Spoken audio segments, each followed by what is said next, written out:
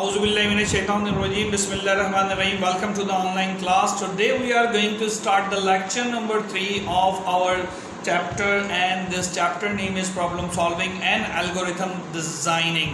Unit 1 में बेटा हम लोगों ने पिछले 2 लेक्चर्स में we have covered the term problem and how to solve the problem. We have learn the several steps of solving the problem. ठीक है, so today we are going to start with the algorithm. So in your opinion what is algorithm and how we define the algorithm. आपकी screen पे जो कुछ आ रहा है इसको discuss करने से पहले मैं सिंपली आपसे पूछता हूँ, सुबह उठ के क्या करते हैं? जी, सुबह उठ के क्या करते हैं? सबसे पहले ब्रश करते हैं. ब्रश करने के बाद वॉशरूम जाने के बाद स्कूल जाना होता है. तो if you are school going good, और तो आपने स्कूल की तैयारी पकड़नी होती है. Actually we are following the certain algorithm. Similarly car या मोटरसाइकिल आप चलाते हो तो रूल्स हैं कि राइट हैंड पे चलाना है, अगर फास्ट ट्रैक पे जाना है, लेफ्ट हैंड पे चलाना है, अगर स्लो ट्रैक पे जाना है. ये ऑटोमेटिकली हमारे दिमाग में फीड है, हमें नहीं पता, but these are the algorithm. तो एल्गोरिथम्स क्या हैं? These are the set procedures and set of the rules which we follow to achieve the desired results और द सोल्यूशंस. है ना, मैंने जो बात बोली वो हमने पढ़ ली. किताब की जो डेफिनेशन है वो भी हम देखेंगे.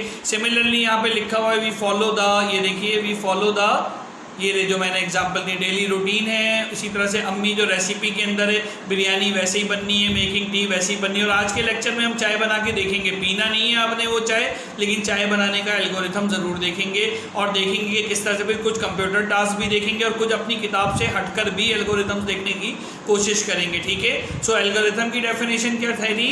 An algorithm is a set of instructions, steps और रूल्स. ये आप देखें जो मैं फॉलो कर रहा हूँ उसको आप लोगों ने भी फॉलो करना है कि एल्गोरिथम क्या है. दरअसल हमारे पास सेट ऑफ इंस्ट्रक्शंस, स्टेप्स और rules to solve the problem. है ना, टू सॉल्व द प्रॉब्लम. यहाँ तक एक बात जो है मुकम्मल हो गई, ये एल्गोरिथम है. अच्छा, ये सूडो होता है, मैंने पिछले लेक्चर में कहा था PSEUDO.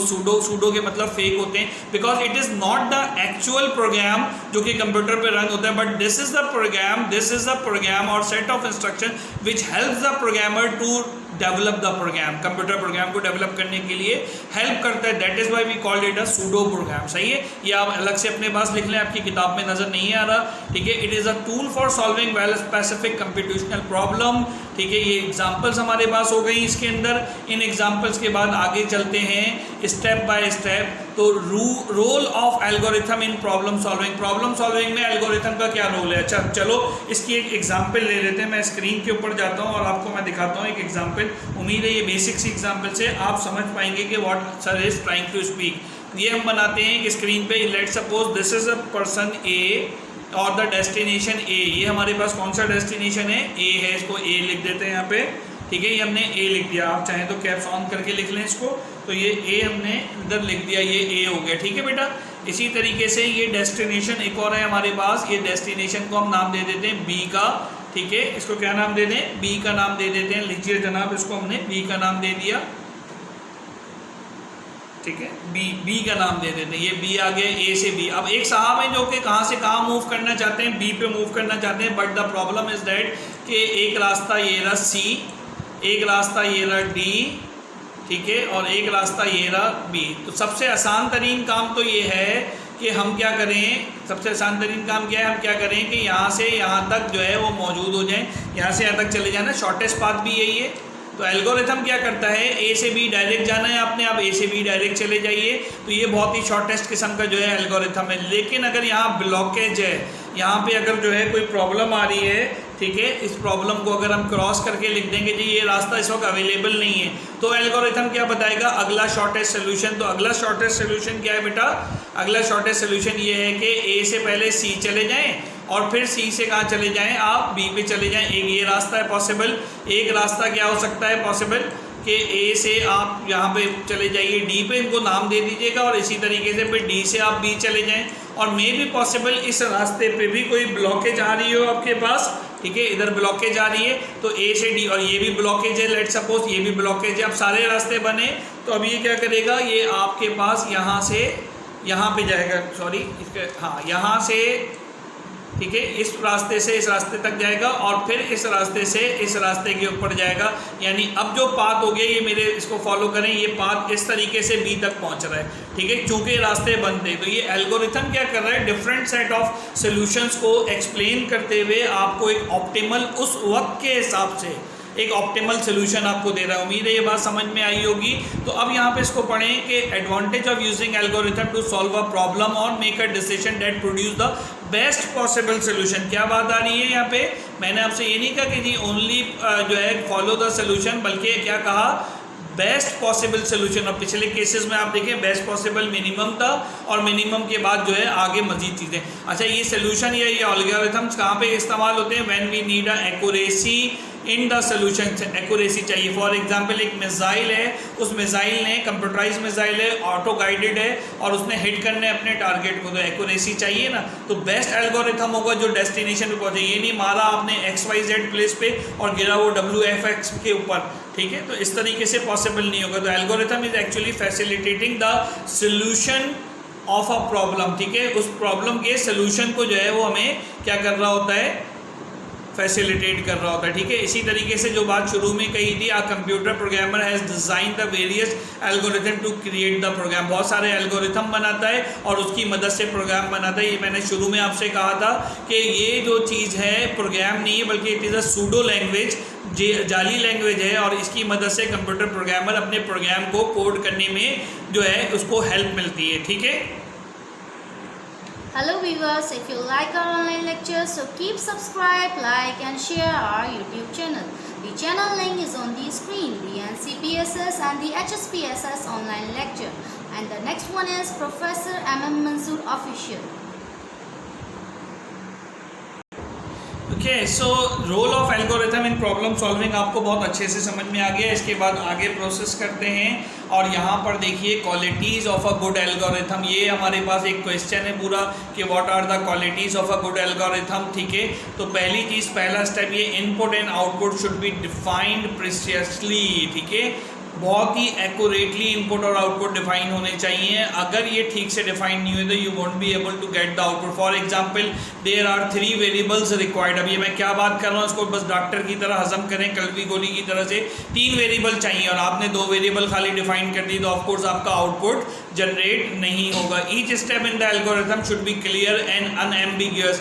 क्लियर होना चाहिए, वाजे होना चाहिए, और एम्बिग्यूअस भी क्या कहते हैं, मुबहम सा होता है, तो अनएम्बिग्यूअस का मतलब भी वाजे, दोनों को मिला के क्लियर एंड अनएम्बिग्यूअस हो गया।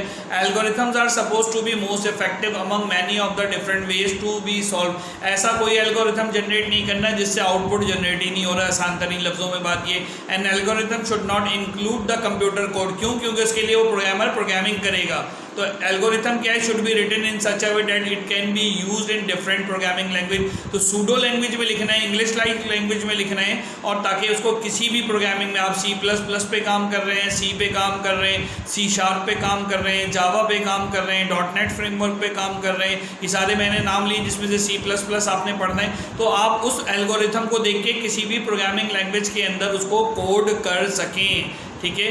अब यहाँ पे हमारे पास एक इन्होंने ऑब्जेक्टिव सेट किया है, एल्गोरिथम डिज़ाइन करना है, sum, average, volume, percentage and others, ठीक है। तो पहला एग्जांपल हम आपकी स्क्रीन पे आ रहा है चाय बनाने का, जो हमने आज के लेक्चर में शुरू में डिसाइड किया था कि हम चाय बनाएंगे और हम देखेंगे कि हमारा लेक्चर ठीक हो रहा है कि नहीं हो रहा। तो पहला स्टेप क्या है, स्टार्ट, लास्ट स्टेप स्टॉप। ये तो बहुत आसान हो गया। प्लेस क्या करते हैं चाय बनाने में? अच्छा चलो मुझे वैसे बताओ बगैर देखे। सबसे पहले केतली लेते हैं, उसको साफ पानी से भर देते हैं, पानी को बॉयल करते हैं, फिर उसमें चाय की पत्ती डालते हैं, और अगर आप उसी पत्ती के साथ चीनी और दूध मिला के पीते हैं तो उसमें करते हैं, और कुछ लोग कप के अंदर दूध और चीनी मिलाते हैं, वो इस तरीके से कर सकते हैं, और उसको थोड़ी देर बॉयल करते हैं और उसके बाद नोश करते हैं। तो नोश करना इज़ अ आउटपुट यूटिलाइजेशन है, वो इसमें नहीं आएगा। मेकिंग अ टी के जो की स्टेप्स हैं वो ये रहे हमारे पास, और इट विल इनकम्प्रेसेस विद द, ये स्टेप्स हैं हमारे पास चाय बनाने के, और स्टार्ट और स्टॉप आपको नज़र चला आ रहा है। सही है, समझ में आ रही है? तो इतना आसान है भाई एल्गोरिथम लिखना। अगर मैं आपसे कहूँ कि एक ऐसा एल्गोरिथम बनाइए, अब ज़रा सुनिए, और ये आपने बनाना है कि रेड लाइट पे गाड़ी रुक जाए, ठीक है, ऑरेंज पे गाड़ी रेडी हो जाए, और ग्रीन पे गाड़ी चलना शुरू हो जाए, है ना। तो ये आपके पास इसका एल्गोरिथम बनाना है। तो पहला स्टेप स्टार्ट, दूसरा स्टेप सिग्नल को देखना, तीसरा स्टेप इफ़, अगर वो जो है रेड है तो स्टॉप, एल्स इफ़, चाहिए एल्स इफ। अब ये मैं थोड़ा सा मुश्किल कर रहा हूँ, ये आगे जाके समझ में आएगा, लेकिन आपने स्टेप्स लिखने।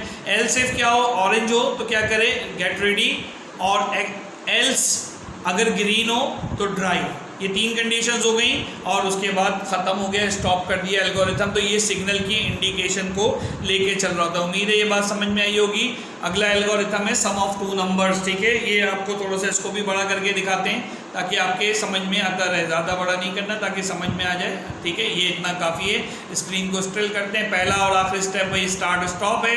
नंबर 1 क्या है, डिक्लेयर 2 वेरिएबल। 2 वेरिएबल यहाँ पे डिक्लेयर करने हैं। उनका नेचर क्या होगा, वो सम कर रहे होंगे। एक वेरिएबल ये रहा और दूसरा वेरिएबल आपके पास ये रहा num1 num2। 2 नंबर होंगे num1 और num2, और एक तीसरा होगा जो हमारा आउटपुट या रिजल्ट को स्टोर करेगा, वो क्या है, सम। 3 वेरिएबल हमने डिफाइन कर लिए। Read the values from num1 and num2। num1 num2 में जो वैल्यू है वो वैल्यू पड़ेगा। फॉर एग्जाम्पल num1 में आपने 5 रखा और num2 के अंदर आपने वैल्यू स्टोर कराई 3, तो num1 में क्या वैल्यू रीड की गई 5 और इसमें 3 रीड की गई। उसके बाद ऐड कर दो num1 num2 को and assign the result to the sum. ये इंग्लिश में लिखा और फार्मूला क्या बनेगा, सम किसके बराबर होगा, num1 प्लस num2। num1 में क्या था हमारे पास 5 और num2 के अंदर क्या था 3 था, तो 5 प्लस 3 कितना हो गया आपके पास 8। तो हमारे इस आंसर में ये जो स्टोर है हमारे पास, इस आंसर में सम में क्या आएगा 8 आंसर आ जाएगा। डिस्प्ले द रिजल्ट, ये देखें। इसके बाद आपने क्या किया, डिस्प्ले कर दिया रिजल्ट। तो ये जो स्टेप्स हैं एल्गोरिथम के, ये एक्चुअली 2 नंबर के इनपुट ले रहे हैं और उन 2 नंबर के इनपुट्स पे ये आपको आउटपुट बना के दिखा रहे हैं। ज़रा सा मैं इसको डिमॉन्स्ट्रेट करके बता दूं। ये नंबर 1 है num1 और ये आपके पास बेटा नंबर 2 है num2।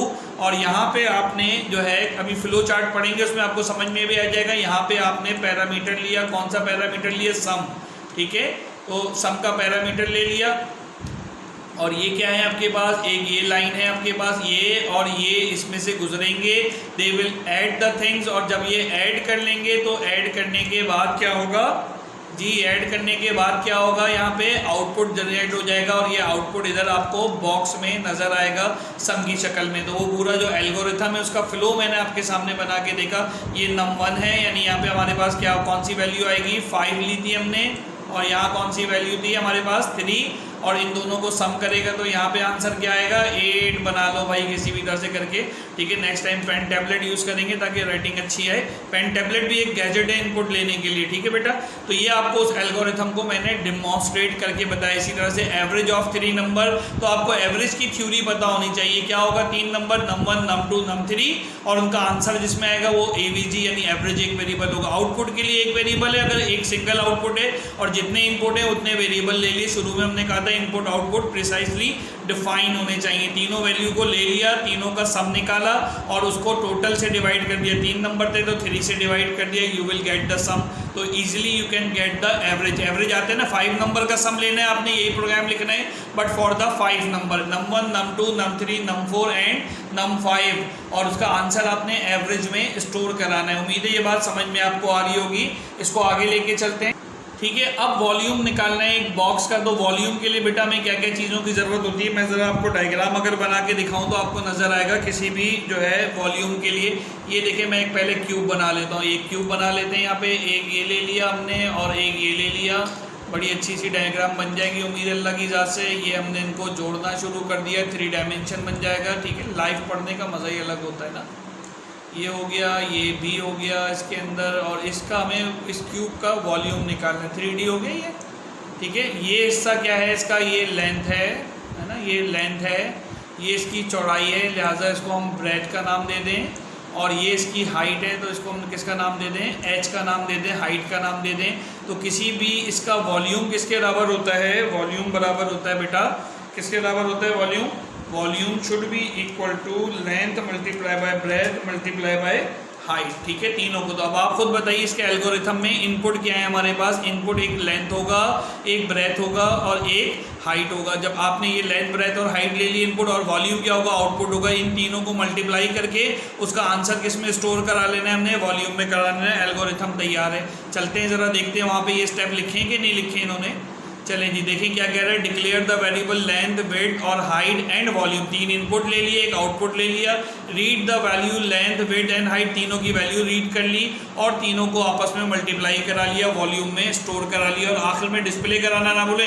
स्टोर कराने का मतलब है कंप्यूटर में आ गया डाटा, लेकिन उसको मॉनिटर पे डिस्प्ले कराने के लिए डिस्प्ले की भी कमांड्स चलानी पड़ती हैं हर प्रोग्रामिंग लैंग्वेज में, तो लिहाजा डिस्प्ले कराने का स्टेप हर जगह देखें तो नज़र आ रहा है। ऊपर ज़रा कीजिएगा, डिस्प्ले एवरेज भी नज़र आ रहा है ऊपर वाले में, देखें ये माउस जहाँ पे डिस्प्ले एवरेज भी नज़र आ रहा है, इसी तरीके से ये डिस्प्ले वॉल्यूम भी नज़र आ रहा है। So you need to understand this thing, ठीक है। इसी तरह परसेंटेज कैलकुलेट करनी है तो परसेंटेज कैसे लेंगे, पार्ट, टोटल और परसेंटेज है। Read the values of part and total, तो परसेंटेज कैसे निकल रही है, पार्ट डिवाइडेड बाय टोटल, यानी आपने 3 सब्जेक्ट हैं तो 3 सब्जेक्ट 300 मार्क्स के हैं और आपने 215 नंबर लिए तो 215 इधर आएगा, 3 सब्जेक्ट 300 टोटल इधर आएगा, multiply by 100 you will get the percentage और डिस्प्ले कराएं परसेंटेज को, सही है। तो ये आप काम कर सकते हैं। आप ऐसा कीजिए कि एक मैंने वहाँ एल्गोरिथम बताया, 5 वेरिएबल num1 num2 num3 लेके सबट्रैक्ट का प्रोग्राम बना लीजिए और एक परसेंटेज कैलकुलेट कर लें 5 सब्जेक्ट की।